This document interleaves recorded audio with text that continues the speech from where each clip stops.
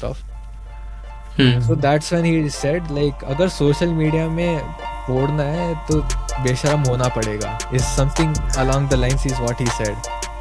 Then I just shamelessly posted content without caring what people would think about me, because that, I think being absurd on camera is also another muscle that people need to train along and since like I could not speak for like 5 years, so like he thought like the guru thought like that's a problem, and one day in darshan she just told my parents that I am now speaking with the grace of gods apparently.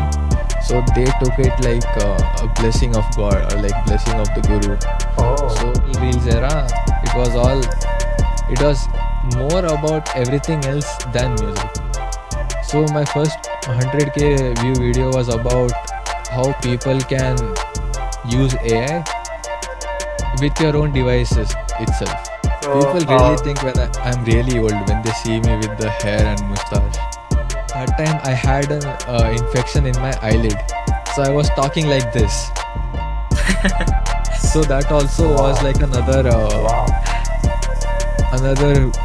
thing that made it engaging. Like when I dropped it on trial reels, one guy dropped like 14 comments on why my eyelid was closed. They were. So hi everyone, I'm Naitik.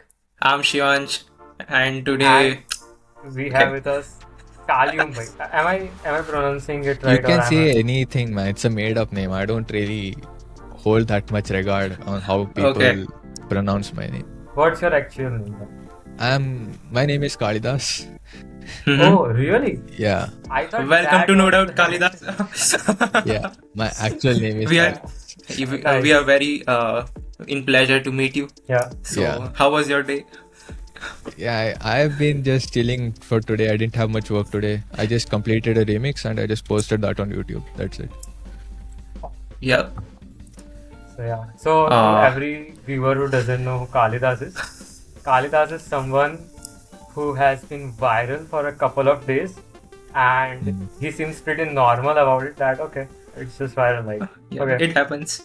And he's someone who gives a bit of classical tone to English music.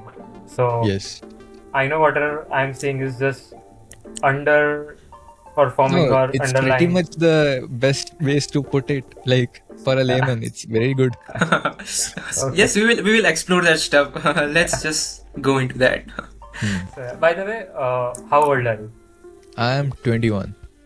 Oh, just same as our age. Yes. All of us are 21 actually. That's pretty good. So it would be fun. Yeah. So people really think when I'm really old when they see me with the hair and mustache. Yeah, even I thought like you were like 24, 25. Yeah.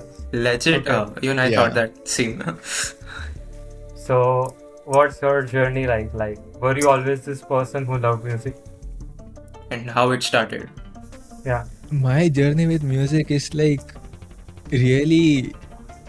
It started really early. Like we have this guru in our house. Like we follow this guru in our family.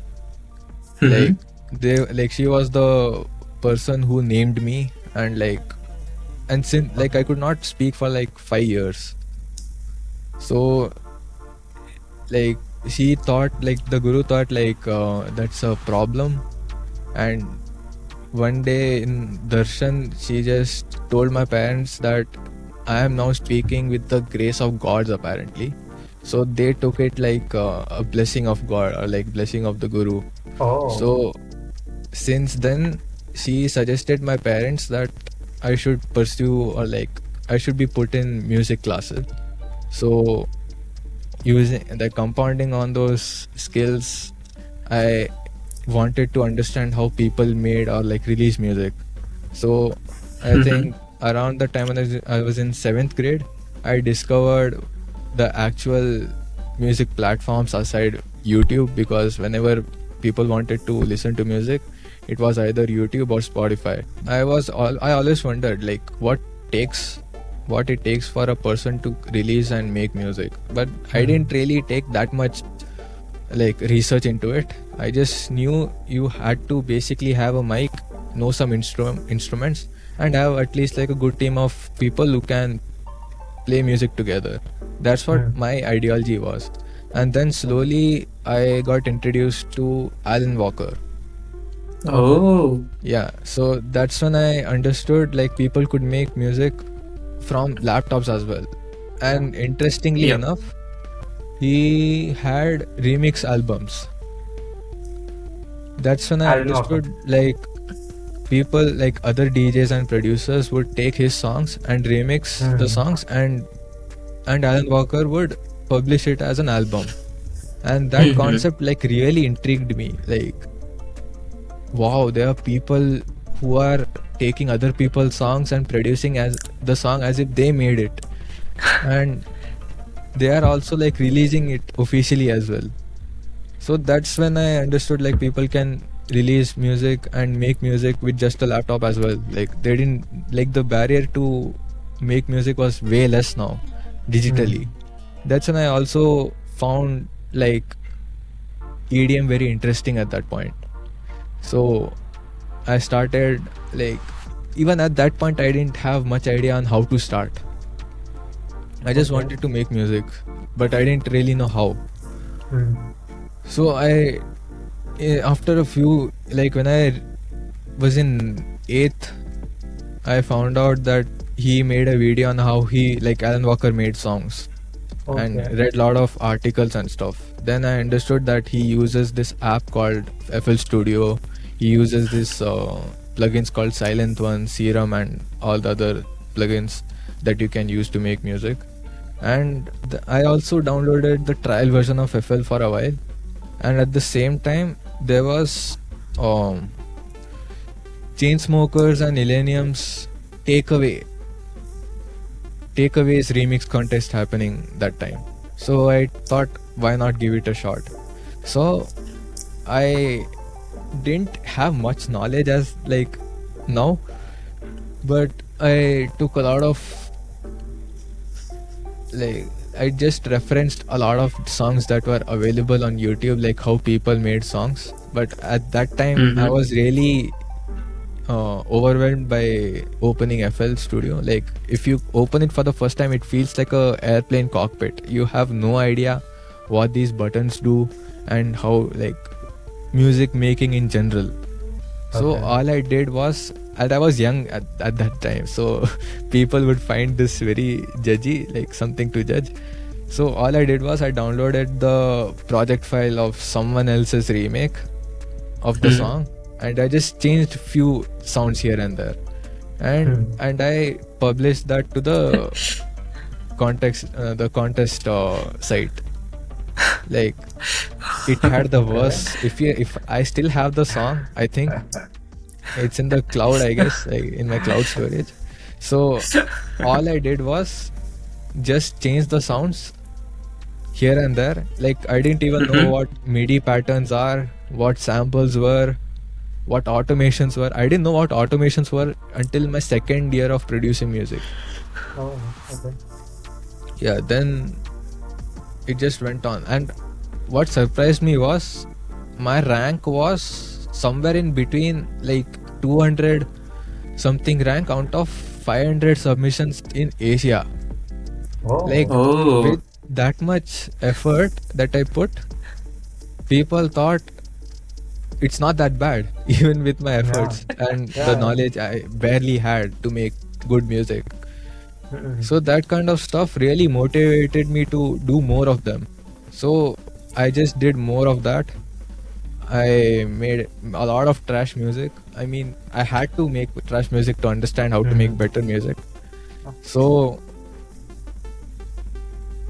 what do I even say?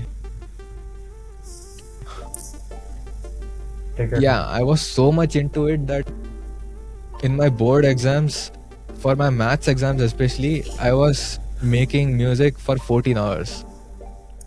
Like, I had given up everything. Like, I knew I was not going to score much in this subject, and I still Yeah. I used to make music every day though at that time. And after 10th, I miraculously passed 10th, like with 35 percentage in math. God's grace. Eh? And what do I say? Then COVID hit. Yeah. Oh. Yeah, then we had to shift to Bangalore to Kerala. Like it was my parents' place. So I am actually Malayali, or like people from Kerala. So COVID hit. So I wanted to join a college that had like college in the sense like, do you guys have this concept of UG colleges, or like Yeah, undergraduate colleges. Undergraduate like colleges. they do +1 and +2 in a separate institution, right? Yeah. So that kind of stuff for arts. And as it was in a rural place of Kerala, like my dad used to stay in a really remote place. Like if you see our neighborhood is just my parents' ancestral house and my aunts and uncle's house nearby. That's it. That place used to be surrounded with snakes, lot of different kinds of insects, wolves and stuff. Oh. So that's when I also decided to grow my hair as well. Like it was not that easy to get into a barber shop, especially with lockdowns and stuff happening that time. So I couldn't find an art school for that time. So I joined with my cousin to study commerce for a while. That time the classes were still happening in the online stuff. Like online classes were happening for it. But it still wasn't me. Like I joined it for a week and I left it like completely. Then we went like as the classes were happening in Kerala, the principal called me once saying, what is this? Like why am I not joining classes and stuff? And they tried the really best like to still keep me in this. Like they are saying there is no you should not like let fear take over you and stuff and not do this. First of all, I really didn't want to get into this in the first place because it had numbers and I'm really bad at them. And ever since I literally stopped the class when they had numbers involved in the class. I was like, not for me. I literally just left the class that time for my 11th. So my friend used to be in this curriculum called NIOS. So I also just took that. But for that you need to wait for a year after you get your 10th results. That's one of the criterias. So I had enough time anyways. So I just made as much music I could. I released as much music I could. Then I joined a lot of these Discord servers where music producers are prevalent or like and stuff. And there was this community called Team MBL. People who made EDM music at that time know who they are. Like what they used to do is they have this membership kind of thing where once you enroll yourself into it, they'll give you master classes with actually really big artists who would say all the like sauce about how they make up their own songs. They would break down everything. They'd give you tips and give you like assets to make better songs. So during that time is also the time when TikTok got banned and Reels became a thing. So they gave us a challenge or like a dare, you can say, for us to start posting content. So my first video was about how one person can make future based music in like 20 seconds, and that did really well for a account that had like 100 followers. That got like 7,000 views. So as I kept going on and on and on, I finished my 12th I got to work with Krishna Solo, who made the global hit called Sadi Gali. Made 2 songs for him. Like one of which got into Rolling Stones. That was really crazy for me that time. I never even thought that I could even reach that far. I'd like making music for like 4 years that time. I also won my first got my first money from Instagram by entering a music competition. Like it was also like a remix competition where I had to use a melody from one of the MIDI packs a producer was like selling, and I had to just use one of their melodies and make a full song around it. And that got me 3rd prize in that competition. So all I got from that was $50 and $400 worth of plugins and stuff. Oh. So that was also another motivator for me to keep doing what I was doing. But I've been making remix content since that time, like ever since COVID hit. Then we came back to Bangalore to do my course on sound engineering in Bangalore, and my dad was also getting shifted to Bangalore as well, and my brother also was studying here. Okay. So at that time also, as college was happening, I didn't really have much time to like fully, like I was still finding time to like make content and stuff in the beginning, and I did make some content, but it was not going as far like before. Then I understood like I need to switch up my game here and there. I learned editing videos for a while, like getting really good at it. Then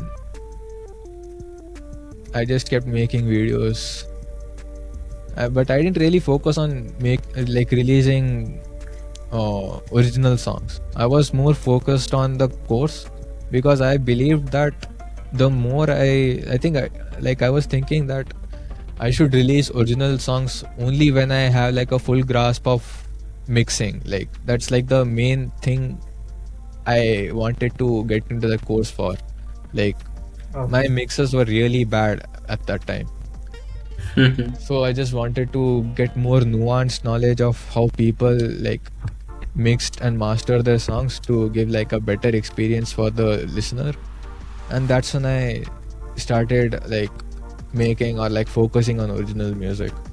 So I had made like few demos in college, but I didn't still believe that I could like still release them. Like they were decent, but I didn't really think that they were ready to be heard by people. So I had like another benefit that you get from getting into these colleges is like you get like-minded people. Yeah. Like in my class there were a lot of like remarkable people. Like I had Tonme Krypton in my class, who is like the most famous like I wouldn't say the most famous artist of Assam, but he's like one of the very popular artists of Assam. So he was studying with us, and we were also having a lot of DJs and producers, musicians from all parts of the country. We had like a really decent network. Like if we were to sit like together and release songs, we would be broken. Like we were that talented. It's just that it was not easy to gel that up with everyone that. Everyone had like a preference of who they wanted to group with, and because of that we just nerfed ourselves like that. Yeah, so many people in my class also didn't really believe in the power of content creation, and they still believed that if the music is that good by itself, it will be heard by a lot of people. That has a little bit of weight, but that will only be fine if you treat your work as art and not like a product that you want to see some success with it. Because for free to promote to promote your stuff, you can only rely on content creation. Otherwise, you have to put money on ads or get them used by influencers or like playlists and stuff. So other than that, if you don't like, people don't really have a budget to like promote their own songs unless they have like an actual career out of it. Yes. Otherwise, they don't really rely on that, because again, the music industry for independent artists, especially when they are beginning, is like really brutal. Like everyone is out to like, everyone has like a secret or like an invisible competition with each other. Yeah, so I had one song that I was working on before college, and that song, when I showed it to people, like they were like really kind of forcing me to like release it because it was good as itself. So I like, people were actually saying that it would actually could go good, like in terms of people wanting to listen to this, because it was like a really unique blend of funk and house. It's not like future funk like what Ellis or Osrin makes, but it's like unique. It's unique in its own way. So I sent it out to labels, and I sent it out to like really big producers and mixing engineers and stuff for feedback. So there is this mixing engineer called Devon Terrell. He is like the people who watch tutorials on mixing, like on YouTube.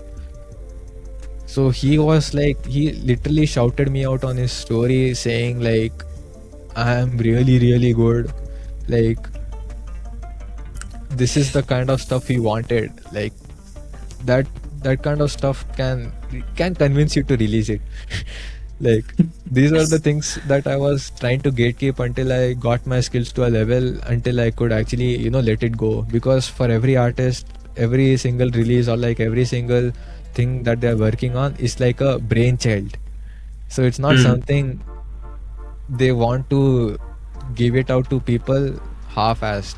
So that got like really good, what do you say? They got like really good reactions from people who were like really good in the industry and like really popular at that time. And their feedback also helped me, and it really got released to a Sony partnered label called Late Hours, and that's like my most streamed song in my Spotify right now, with like 30,000 plus streams right now. Yeah. So after that, I didn't think of releasing my own music for a while, because I still wanted to understand the distribution pipeline, which is the social media part. So ever since, like, I was working in like as an intern for a record label, so I was also tasked to like make content for them. And that time my editing was really good. That time, like, people were literally commenting like the kind of editing that I do for my videos were really good. And I used to even work or like had gigs that were about editing. So people used to reach out to me for making ads and their own videos for their own pages. So that's also another way I ended up making money.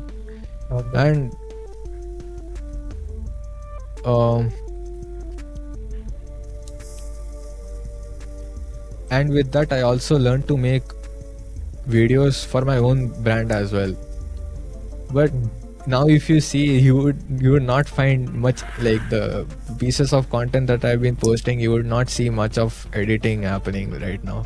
Because that's what the people are like, that's what people want right now, to not have much of the distractions and like more of the actual value that you're trying to give out. But being an independent artist for so long has made me like, has forced me to give me skills that I could not hire a person for. Like I became my own like graphic designer for album arts. I became my own video editor for my own content. I even have made my own website for my Okay. own brand, and Nice. I've been making websites for myself for like a lot of a lot of time, so much that people have also liked my like websites and even have charged paid me for making their own websites as well. So as I became an independent artist, the skills also were getting upskilled Yeah. with me, and they also like the nuances of those skills also grew up with me.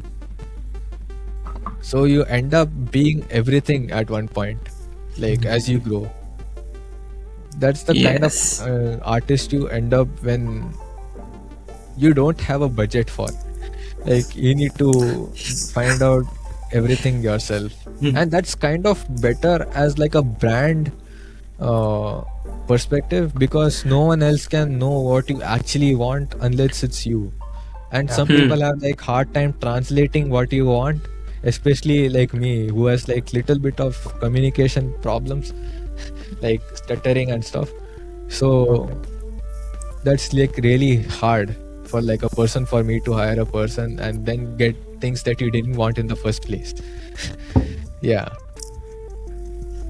So after my college, I got into like I didn't have a job, so I wanted to do something seriously, and the only serious thing that I could do was experiment with the distribution panel, not panel, Pipeline. Yep. pipeline, was to work on my distribution pipeline. Pipeline. So the only way I could do was for free, at least, was to just make content on Instagram, and I kept working on Instagram ever since the trial reels became a thing last year. I had been putting out every single idea that I thought would go viral, not for the sake of going viral, but seeing the potential and understanding what people what makes people stop scrolling and stuff. Yeah. Because you can listen to all these content gurus in the market or like in your feed, but it won't really work if you don't apply it yourself. Like if you Yeah. know how to Yeah. use this, it's fine, but if you don't know how to apply it, it's a different case. So you can only learn better if you like try everything from scratch, like throwing out the wisdom of other people and trying to understand the platform yourself with your own methods. That can take like a lot of time because it's like unpredictable. And the insights of the post kind of helps you make it optimized to what people might want to watch, but it's still very random to like lock on. What you can fully understand is the what kind of content you can make that you can double down on, not really the type of content that you could possibly make in the future. Like I have 2 series running in my page right now. One is the overthinking series that I make, and Yes. another one is the turning viral songs into bhajans, or like turning emotional songs into bhajans into a separate series, which honestly came from the overthinking series itself. Like when I was experimenting with trial reels, I was constantly thinking about what could be like, what could I think of that I could make into a video. Like it would be really random or absurd topics, because I observed what kind of content that I was looking at, and what kind of content I stopped to scroll, like to view the whole thing, and why I also wanted to know why I was interested to look at this piece of content. So based on that initial observations, I tried to make something similar of that kind, and it's always a hit or miss at that time, because people don't react the same way. Like you could post a video about something normal, like let's say a picture of a rock in a lake, Some people will find it interesting enough to like comment on it, or like some people might not want to have the need to leave the digital footprint on the content. So it's either this or that. So that's what I understood like with content. And another piece of information that not a lot of people have talked about is the existence of active and passive users. Okay. Please Like explain. there are many people who are willing to be active like users, but most of them stay in the comfort of being passive. Like for example, you will see a reel of a totally new creator. You can tell it's a really new creator, but it's up to you whether you want to see them really grow, or like you give it like some time for the creator to grow by itself, so that they become little bit reactive or remarkable, so that you choose to follow them. Oh, okay. That's what happened with me. Like a lot of people still in trial reels, like comment and stuff, but they still wait for the correct piece of content for me to post, so that they finally build up enough trust for them to follow me. Oh, okay. Yeah, so during my trial reels phase, I have talked about every single absurd thing, like from femboys to like lesbians. That would be something that you would not think that would ever come out from my mouth. Having this Yes, exactly. image in my page.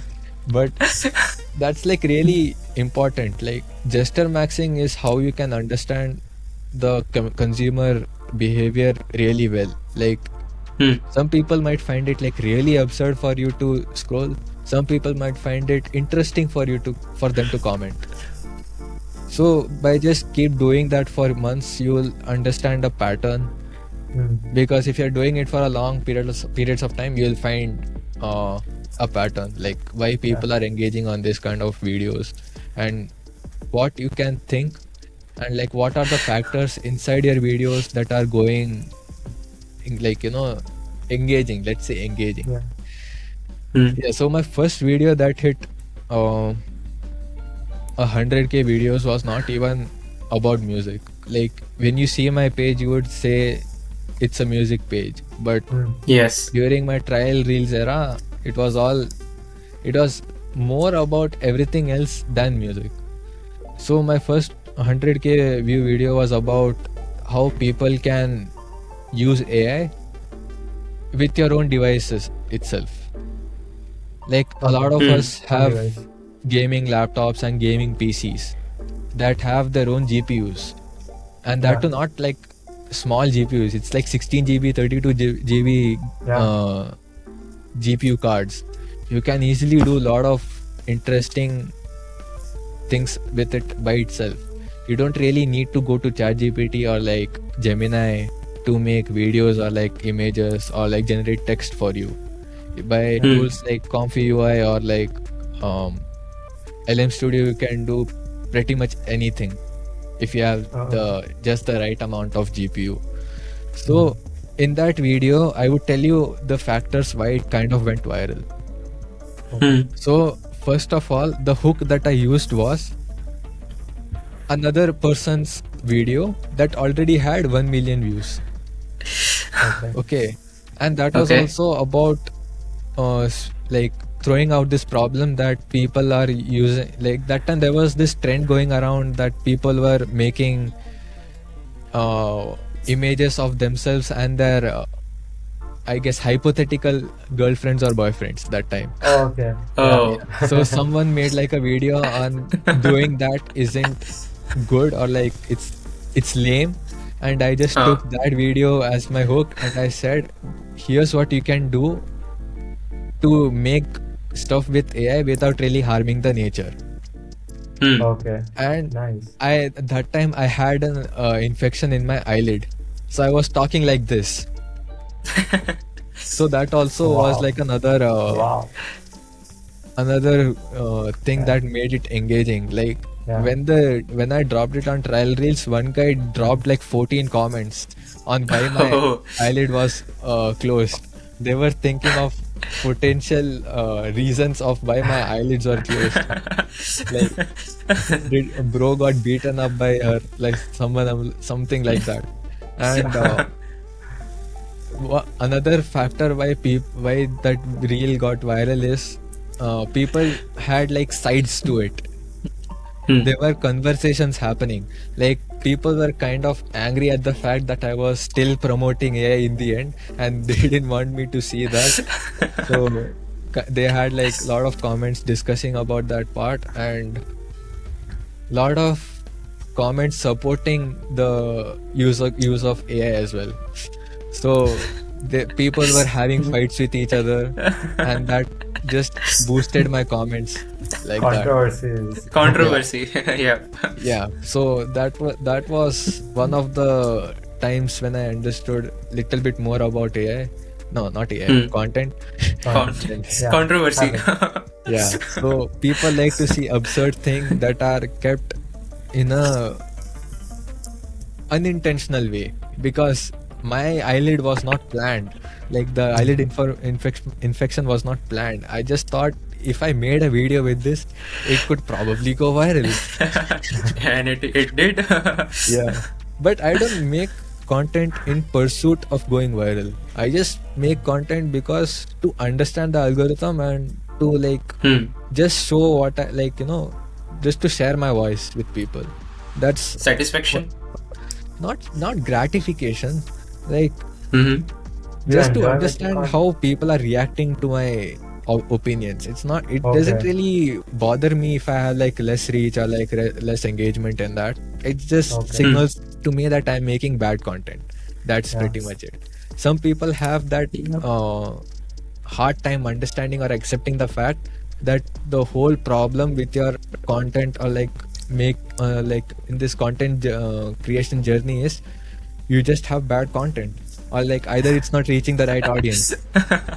That's pretty much it. So I started making similar promotional kind of reels so that I learn how to sell things in the process as well. So I made random promotional videos about whatever things that I like or like things that I genuinely use, and those were going really good. You would think that ads like that would not perform well, but it did. Okay. Or I just know how to sell now. Yeah. So that kind of things are the things that you end up learning. Yeah, there are like many different hooks in the world that these people will throw out to you, that will show you different videos that have gained them millions of followers, views, whatever. But that doesn't really guarantee that this kind of hook will always work on you. It doesn't basically guarantee that. It's just like 3 different videos that have gotten similar results, that have somehow gotten the same reactions from all those kinds of pages, and also disregarding the facts that they already have like a really big audience. Yeah, that's one thing that they don't say, but they just want to say that out loud. Yeah. And that's why I say that self-taught knowledge is better than the knowledge that you gain from people who preach. Although some part of it is like really useful, but if you don't know how to use it in your own content, especially these content gurus only speak to people who are into more of the storytelling or like something to sell as a service kind of content, not really for a person who makes music. Like, it's really hard like that way. And if you have to see like the best content creators in music niche, you can't really match the production value that they're putting on. You might have known this artist called Citizen. Yeah. I had made one ad for them when I was like in my, not for Citizen specifically, for the production team that they work with.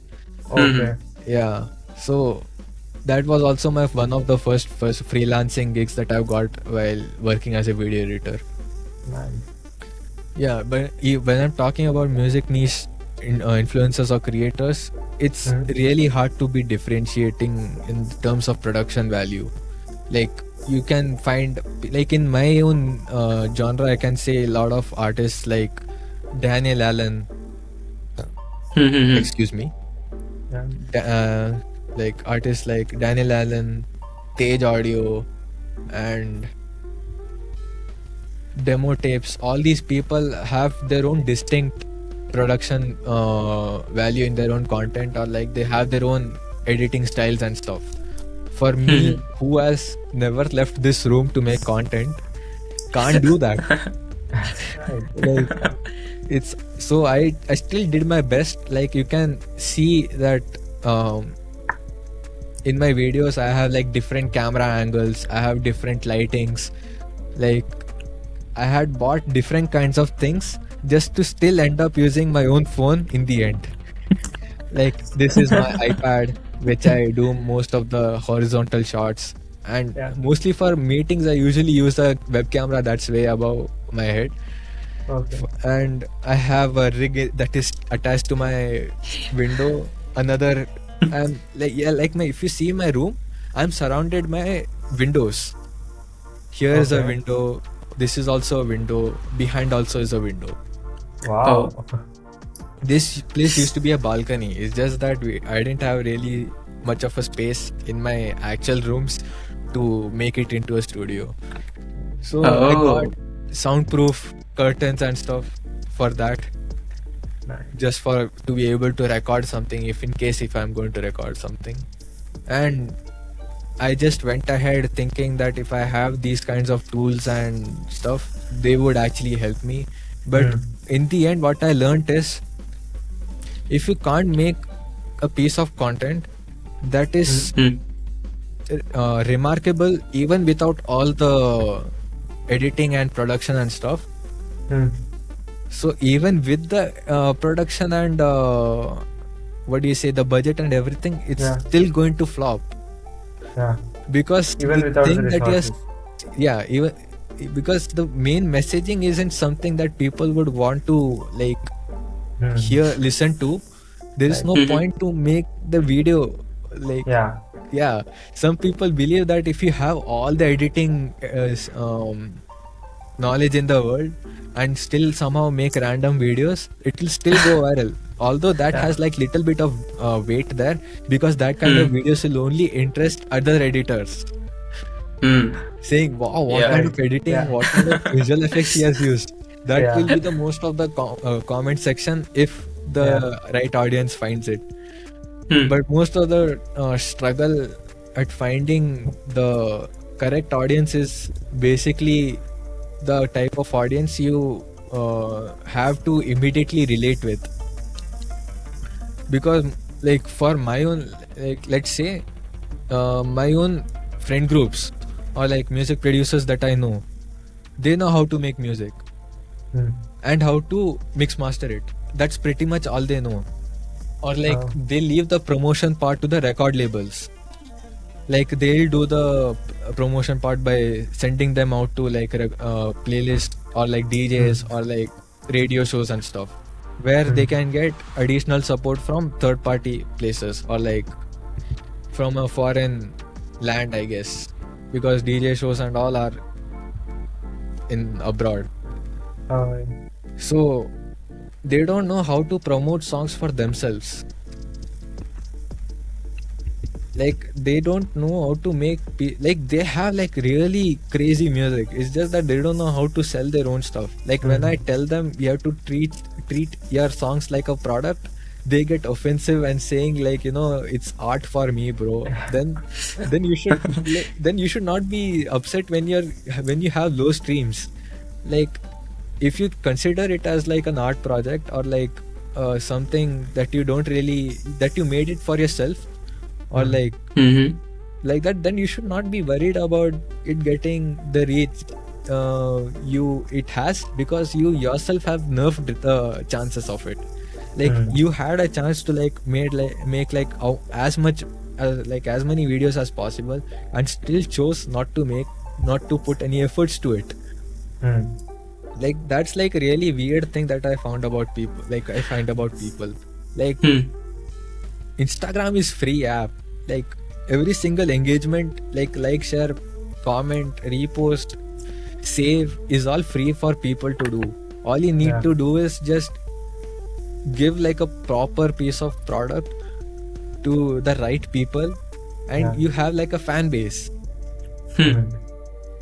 And people don't know how to do that, and because people don't know how to do that, they give up on content creation entirely, and they just rely on other like methods like ads and stuff, and just hope that that is all they can do. Now that I have been growing up like in a really ridiculous pace, people like in my own like producers from my own circle are like asking me like, bro, how did you reach here, bro? How did you like? And I'm seeing people actually trying to replicate my stuff, like my formats and stuff, but it's they're still failing at it because they don't know how to sell their own songs. Like for me to get the results that I've made, I spent a decent amount of time. Like for me to understand what I'm doing and what I should double down on. That's why it works. That's why it connects with people. That's why people kind of beg for the full links. And people don't do that for you means, see, these people are really talented, and I could say that they could make better, like they make better music than me, but still they don't know how to get out there. Because people, they're first of all the kind of people who are like really shy talking in front of a camera. Like even in the times when I was working for a record label, like I was usually tasked with the content creation parts itself. Like I would help artists to make content for themselves.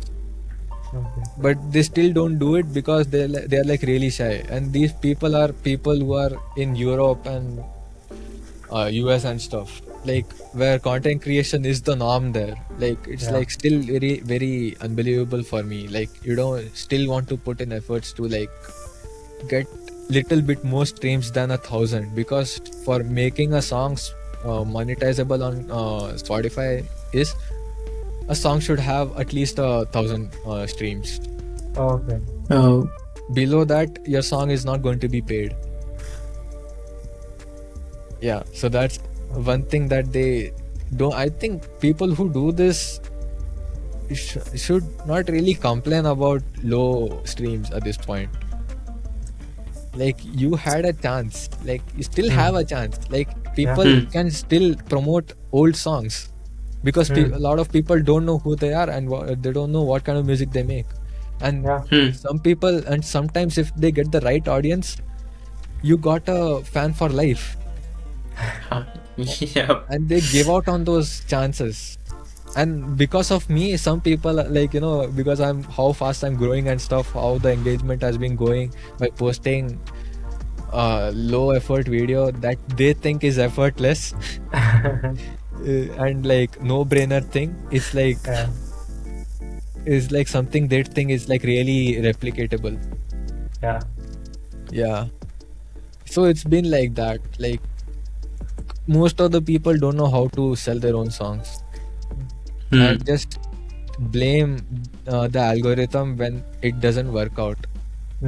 First of all, if the video didn't work well, you should be glad that no more people can see it. Yep.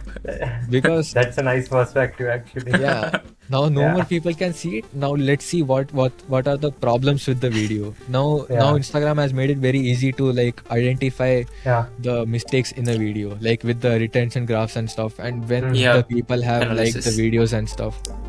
And people still don't want to, like, people first of all don't understand that.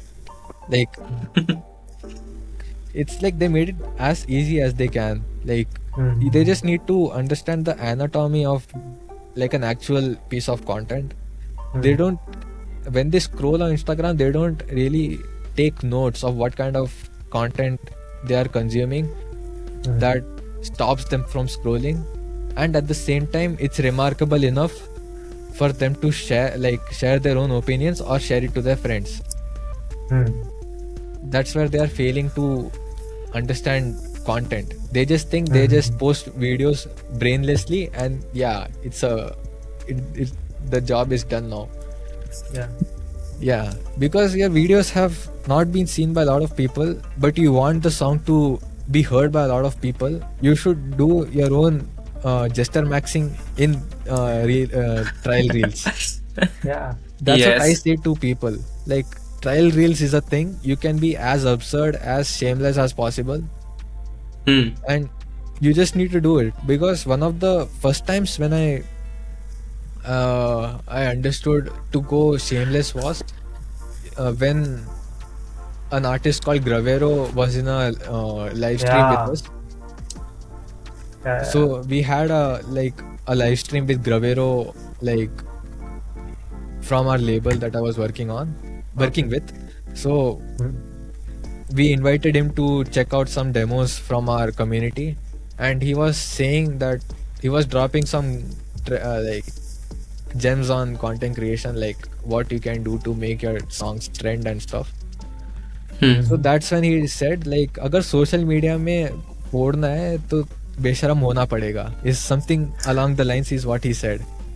Then I just shamelessly posted content without caring Hmm. what people would think about me, because that, I think, being absurd on camera is also another muscle that people need to train, along with Hmm. the ability to Wow. understand attention, or like how to make a piece of content reactive. Hmm. Yeah. Because like if you see my actual like my recent reels, a lot of people will find like you'll see some comments that people have said that this sounds more like a kawali than a bhajan, and Yeah. people don't see it that is why I put that. Because to be honest, Indian classical music in its baseline sounds same, because Qawwali is rooted from the bhajan and the kirtan parts of like music. Because that time when the Sufi movement came to India, they discovered that this like people worship their god in this way as well. So they just wanted to try their own flair of it, and they made up their own what do you say, arrangements for qawwalis and stuff. Hmm. Hmm. So anyways, like if you put a classical instrument like Indian classical arrangement to a English song, it will either sound like a bhajan or like a qawwali. It's Kawali. because the composition is like that, like uh, yeah, people just like to be seen as the elitist. Yeah, I know more than you, bro. Yeah. You don't know more about me. And these kinds of comments are coming from people who haven't made music their entire life, and they are just here to just to be seen superior to people. So Yeah. that kind of works as well. I'm like, if it floats your boat and it gives me engagement, good for It's us. okay. It's working for me. Good for us, bro. Like, that's what in content you need to be little bit shameless in the engagement part, like what most creators choose to do. And there is like a gauge, there is like a limit of how absurd you want to go or how less absurd you can be. So with my experimentations in trial reels, I understood like a baseline. Like, so guys, we have a show coming up on Mumbai on June 14th. So if you are someone who is into electronic music and like don't know anyone else who listen to the kind of music that you listen to, you should probably start giving this show a chance. So if you don't know anyone who is used to listening to the kind of music you listen to, you should definitely you should not miss out on this, bro. Like, don't miss out. What are you doing? Many talented people in the EDM industry in India are going to perform. What more do you want, bro? What more do you want?